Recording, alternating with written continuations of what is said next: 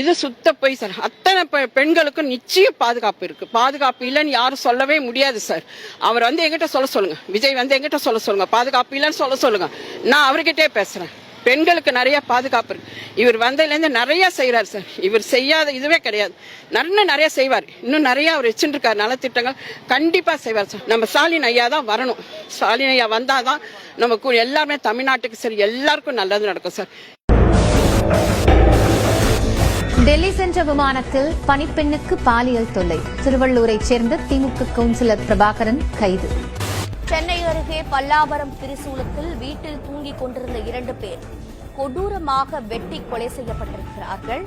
மானாமதுரையில் குற்ற வழக்கில் கைது செய்யப்பட்ட ஆகாஷ் போலீசார் கற்களை வைத்து அடித்து காலை முறித்துவிட்டதாக ஆகாஷின் தந்தை குற்றம் சாட்டியுள்ளார். ஆகாஷ் நேற்று தங்களிடம் பேசினார். இன்று காலை திடீரென இறந்து விட்டதாக கூறுகிறார்கள் என ஊத்தங்கரை அருகே முதியவர் அடித்துக் கொன்று மூதாட்டி பாலியல் வன்கொடுமை செய்யப்பட்ட சம்பவம் அதிர்ச்சியை ஏற்படுத்தியுள்ளது.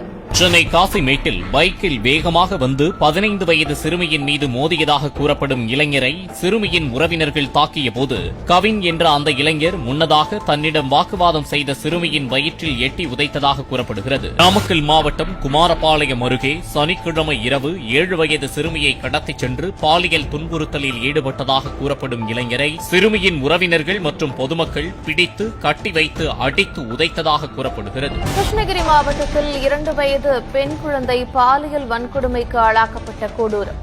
திமுக இளைஞரணி நிர்வாகி போக்சோவில் கைது செய்யப்பட்டிருக்கிறார். திமுக இளைஞரணி ஒன்றிய அமைப்பாளர் பெரியநாயகம் போக்சோ சட்டத்தில் கைது செய்யப்பட்டிருக்கிறார்.